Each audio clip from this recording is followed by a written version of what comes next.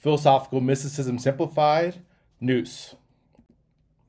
So, Nous and wisdom. Aristotle opens to metaphysics by pointing to the importance of knowledge. When doing philosophy, this does seem to be most of all what we're caught up with or concerned with or after. But it's not just any knowledge that philosophers care about, but rather deep knowledge or understanding. This could be referred to as nous. Or to be a little bit more precise, intuitive understanding is kind of what the philosopher is after. And that's one way we might define nous. Usually when talking about wisdom, we seem to take it to involve predictive power or the ability to draw useful generalizations. The proclamation goes that a man becomes wise through experience. It's sort of how we think about it. So the wise man is experienced. But I have something different in mind when referring to wisdom. It might not require experience at all. In fact, it's possible to be wise yet a practical fool. So, for instance, the very wise Thales, or first philosopher with the name philosopher, is fabled to have died because he fell into a well due to gazing at the stars rather than paying attention where he was going. Of course, any reasonable person would know that reckless walking leads to injury, but Thales was a practical fool. But we take him to be very wise. So while useful, this sort of practical sense of wisdom, the wise, experienced person, that's not really what I take wisdom to be in this sort of elevated sense, in this sort of proper elevated sense, like this thing that we really admire in terms of wisdom. Rather, wisdom or theoretical wisdom, I take it, has to do with excellence at finding relations between ideas. Though this is more difficult than it seems or to do correctly. But that's how I'm defining wisdom in this sort of more narrow scope. Wisdom is excellence at finding relations between ideas. And that's how I'm using it in this context. Finding relations of ideas and nous ideas. Understanding is hard to understand. Very hard to understand. But in terms of this excellence at finding relations of ideas, what I will say is that reason makes understanding possible. And it will involve a type of intentional conscious inner volition that searches. Somehow it could find real relations between ideas, reason being used in this way. It can find real relations between ideas or establish which ideas or further relations of ideas serve as the foundations for others. And we're able to do this. It's sort of this inner volition, this conscious inner volition. When this is done well, and relations are found or certain ideas are established as more necessary or foundational than others, we have nous or nous ideas. So we're concerned with finding relations of ideas in terms of wisdom in the sense I'm using it.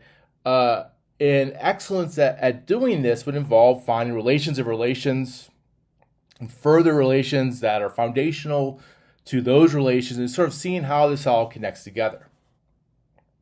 And that's kind of how I'm treating intuitive understanding in this sort of relation to nous. So, in terms of finding relations between ideas, this is going to encompass wisdom. And it could be when you do this well, it can be taken to be a special or particularly valuable kind of knowledge. The sort of what you get, the product here of this search. But interestingly, I should point out, neither justification nor truth nor belief need to be required for nous. And this, of course, rejects the traditional or typical definition of knowledge as justified true belief. So I'm going to reject this definition here of knowledge. Nous is not necessarily justified true belief. It's something better. It's more elevated. Though I admit justification and truth and belief may be required for knowledge simpliciter. So maybe knowledge simpliciter might require justified true belief. But I don't take it nous as something above or better than knowledge needs to strictly fit these parameters. It gets a pass. So for example, I've spent a considerable portion of my life thinking about Aristotle's holomorphism. And I do take myself to understand it quite well, as much as a person or philosopher can. But I definitely don't believe it, nor do I think it's true. And there's no substantial justification for it at all. Where, holomorphism is the idea that form and matter always come together. There's really no justification. It's just pure speculation. There's really no justification for it whatsoever. But I value this sort of special type of knowledge that I have of Aristotle's theory. And if given the choice, there's really nothing one could trade me in exchange for this flawed abstraction. Because it is nous, and nous has immeasurable or absolute value. And that's sort of what I mean in terms of this very special type of knowledge, this sort of nous ideas. They're very valuable. They're immeasurable, I think. Like I said, if in terms of like what I would trade, there's really nothing anybody could trade me for my intuitive understanding of Aristotle's holomorphism. Like I wouldn't trade it for like every single fact of geology or something like that, or every single fact of anthropology. I wouldn't trade it for this one single idea that I'm pretty sure is false, or not justified and not true. But it's nous, so nous has absolute value. Contemplation and necessity. So to be clear, despite kind of going back to what I just said, nous isn't faith. It's not that you don't accept nous on faith, or it's not valuable simply because you cherish it. Rather, nous must allow you to establish relations between other important ideas or be foundational to those ideas. So just like having faith in nous or like value in it isn't enough, it's not, or cherishing it, it really isn't enough. What makes nous so valuable is that it's essential to establishing relations between important ideas, or that it's foundational to these other important ideas. So if there's a standard we might apply, it would be necessity. Necessity is something that is independent of our beliefs. In the mind, at least, certain ideas are either necessary for or relate to other ideas, or they do not. You cannot force necessity. And this is the primary tool of the theoretical philosopher in engaging in a very esoteric and bewildering task of contemplation. So in terms of like necessity in the mind, it's something that you could be sure of. Ideas either relate to other ideas or they don't. Ideas are either foundational to other ideas or they're not. And this really has nothing to do with truth at all. It's the actual relation of ideas that's important. And when you sort of have these very important foundational ideas that establish relations of relations and sort of make it all fit together in a sort of coherent way, that's what nous is going to be and the way I'm using it. So fortunately for these nous chasers, the further and more abstract one goes into the mind, the more necessary ideas become. And in this sense, more foundational ideas have greater epistemic potency. So just the way it might not be that the same for reality or the physical world itself, that might not follow. But for the mind, the more abstract you go, the more necessary ideas become. It's just the way the mind works. Again, reality might be completely different. It probably is completely different. But for the mind, the way the mind works, the more abstract you go, the more necessary ideas become. Ideas that actually fill this role. And, as I claimed prior, there are ideas within other ideas, or programs within greater programs, sort of going off of my theory of ideas. In terms of like ideas within other ideas or programs within greater programs, the search for the source codes,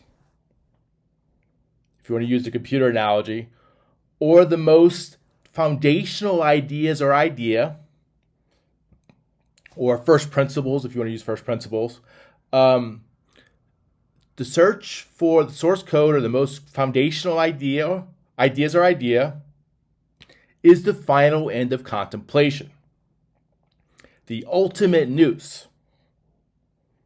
And when thinking of philosophy or philosophers, this is what we take to be their unique or most important activity as far as the field goes, or at least the best use of reason we could think of. And that's the ultimate goal. The ultimate goal here is to find the ultimate nous. And the ultimate nous would be the most foundational idea there is, at the very foundation. Or maybe there's more than one. Maybe there's a few foundational ideas. That's really what the philosopher is up to. That's the ultimate goal of philosophy, is to find the ultimate nous, these sort of the most foundational ideas there are. Or if there's only one, the most foundational idea there is. And of course, the way to do this, and this sort of relating this to wisdom, the way to get the ultimate nous, which is like the grand prize of philosophy, the best we could possibly do using reason, is by looking at relations of ideas. So that's the process. I mean, if you're trying to get at this sort of first principle, this ultimate nous, the way to do this is to find relations of ideas. Discover relations of ideas. And get really, really good at doing this. And again, wisdom is just excellence at finding relations between ideas. And you get better and better and better and better at finding these relations. And if you can do this really well, you're wise, you have wisdom, you have theoretical wisdom. If you could do this really well, I mean, there's a chance you might be able to discover the ultimate nous. The ultimate foundational idea or ideas, or the ultimate first principle. And philosophers have been talking about that, going back to Aristotle and Plato. Or even going back to Thales, if you want to sort of go trace the Western tradition. You're looking for that foundational idea, the sort of the idea that allows for it is necessary for the relation of all other ideas that you happen to hold, or that it's possible to hold in the mind. So that sort of connects it a little bit in terms of what wisdom, why you need wisdom, why finding the relation of ideas matters, because that's how you get nous. This is important though. This is kind of like, where you have to be careful. Nous only applies to the mind. So we shouldn't be like so quick to congratulate ourselves. Oh, we figured it out how to, find the most valuable philosophical prize there is. We should be careful here. We shouldn't sort of like congratulate ourselves.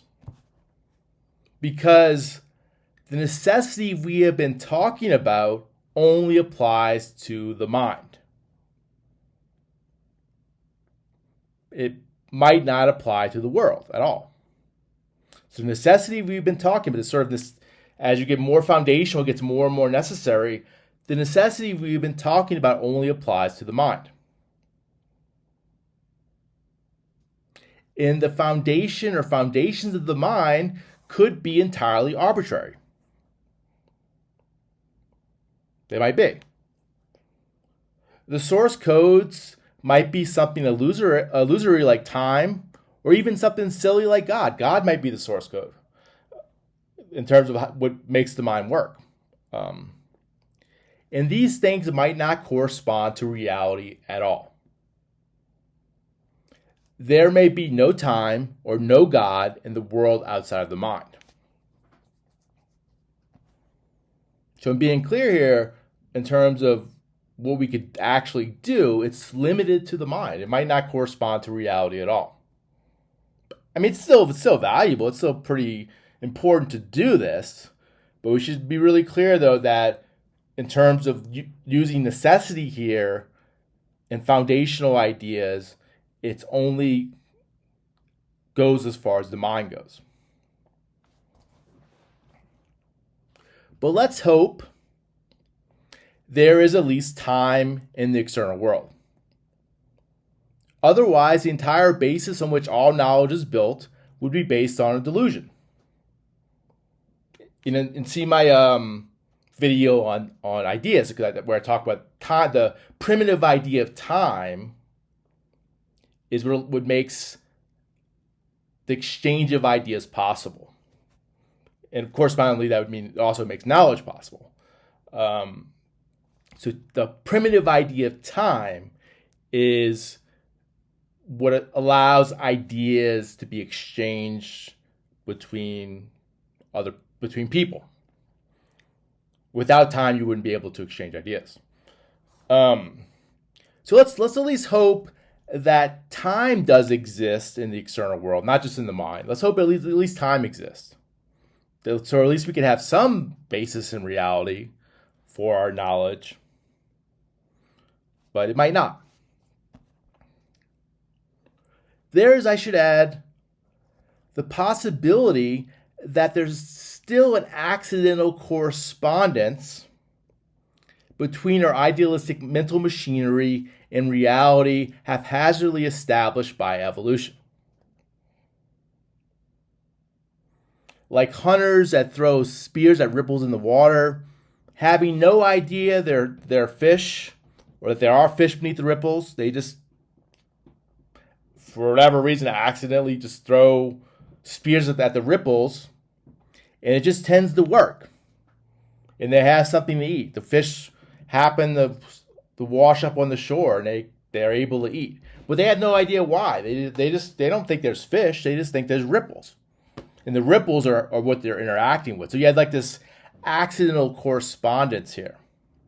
That could be happening, but that's that would be kind of a bad state of affairs to only have accidental correspondence with reality. So let's hope this really isn't the case. Let's hope there's some significant correspondence between our thoughts and reality. Let's hope this is true, because if not, it's kind of a bad thing. So I will say that in philosophical mysticism, I will say that my emotions and my body do seem to suggest so. That there is some real physical reality that I'm interacting with. I'm not interacting with ripples. So my emotions and my body do seem to suggest that there is some reality that I'm actually interacting with. And because emotions in the body, as I take it in philosophical mysticism, emotions in the body are not part of the mind, there is reason for hope.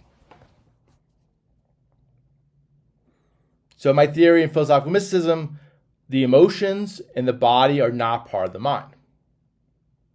They're separate. They're a separate thing.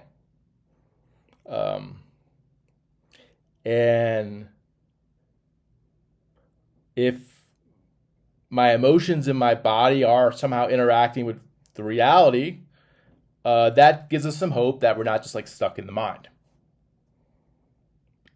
If it is true that the emotions in the body are separate from the mind, which I think is the case. So there's reason for hope, but we should just be really careful here in terms of Nous, that we're just exploring the mind. We might not necessarily be exploring reality itself. All right, that's the video.